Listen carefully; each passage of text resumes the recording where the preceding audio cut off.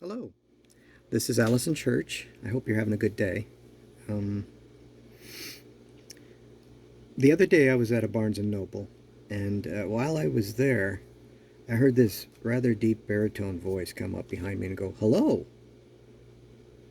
I assumed it was probably a bookseller there, and you know, I turned around and there was a guy there that stood, you know, where he was like, Ike and Mike. I was here, he was there, and he's talking to me, and I'm talking back, and it suddenly dawns on me that this guy's hitting on me. And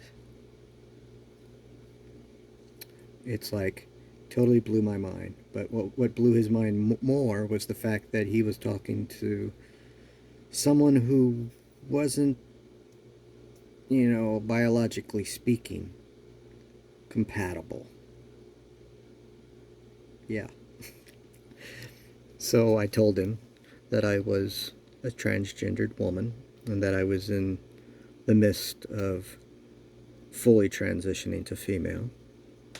And he surprised me.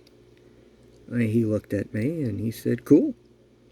And we had a cup of coffee and everything. I told him that I was still interested in women and that even though I appreciated his good nature and his humor, um, best we could be was friends. So I made a new friend the other day. That's a nice thing, especially in this day and age. Friends are like gold. They should be cherished. And also, I thought I'd talk a little bit about my writing. It's kind of a self-service thing, and I do apologize for that. But if you want to get to know me, I think the best way you could do that is to read my work. Um, Ernest Hemingway, I am not. I write horror, I write sci fi, and speculative at best sci fi, um, dark fantasy, and also some regular fantasy that has been kind of fun to do.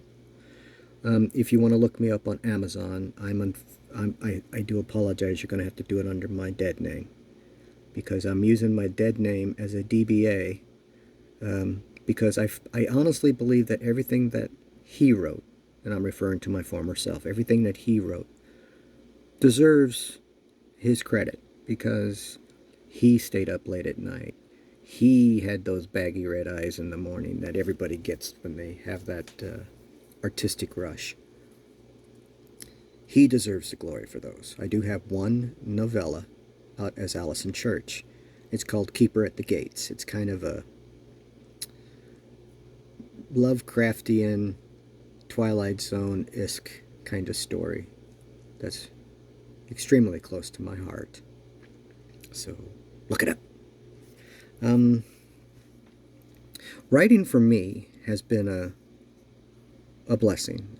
It keeps me centered and like a drug in a way. If I don't write at least once a day, I go a little antsy, I get grumpy, and I believe it or not, I have problems sleeping.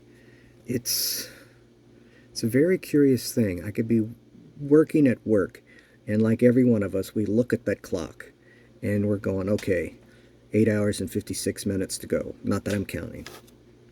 And your day goes incredibly slow, like molasses in January. January. Um, but when I'm writing, I can look at the clock and it'd be like 3:30 in the afternoon, and I'll look back down and I'm writing and I'm writing and I'm writing, and what I believed is like maybe 20 to 40 minutes has gone by. I'll look back up at the clock again and it's 2 freaking o'clock in the morning. I don't feel exhausted. I have that rush, that adrenaline rush that anybody who writes anything or creates anything can understand. I so wish that I could do that professionally full time. But, you know, Rome wasn't built in a day. It takes a bit.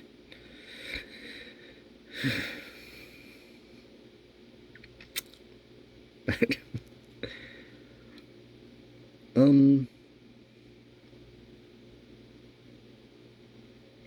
one thing that I do put in all my books, and it's kind of a fun thing, is I at least one character in all of my work secretly is me.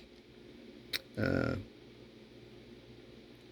Even in the my first Allison novella, I'm one of the characters. Sometimes that character is male, sometimes that character is female. So even when I didn't have the courage to, come out like I did vicariously live, you know, my desires, fictitiously, of course. It was fun. Still is fun in a way, because I like to take my books and hand them to people and make them play the game, guess who I was. Read the story, tell me who you think I was. Some of them get it right off the bat because they know me so well, because I'll subconsciously have a character say something that I'm known to say when I'm feeling quirky or philosophical. um, my father probably plays the monster or the heavy in most of the stuff that I do. It's not because I disrespect him. It's just that he was such a foreboding, powerful presence in my young childhood.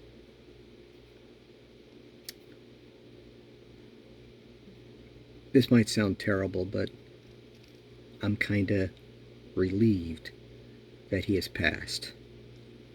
I do not think his acceptance of his only son becoming another daughter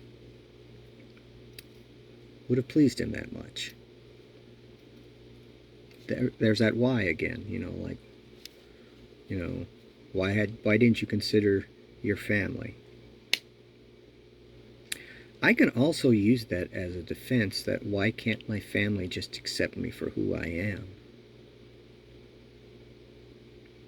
We live in a very uncertain world. Um, we see things that we question. We obviously, the older one of us, we see things that we don't understand. But every generation, every generation has its own voice, and this one is like it's not like any other. It's trying to find its footing. It's trying to find its identity. And in sometimes when in finding identity, and I know this all too well, pain is involved.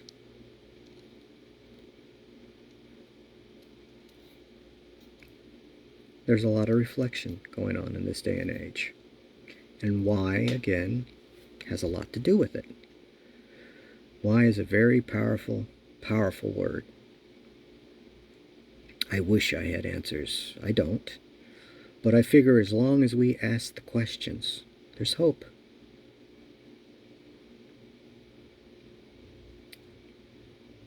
Yeah. Never give up on hope. It's kind of like, everybody had that one weird uncle that would always show up and become a house guest. And, at first, he's adventurous and he, does the old stupid pull my finger jokes and everything. And you giggle and, he's, when you're a kid, those kind of uncles are fabulous, fabulous adventures. But then you start to realize that he's got stinky feet that would, make the dead, roll up in their graves and hide, or eats too much, or overstays his welcome. Hope can do that too, but where there's hope, there's life, and it's good. So when you watch the news and you are concerned, or you're one of the people that is rooting for the change, don't ever lose your hope. Sometimes it's all we've got.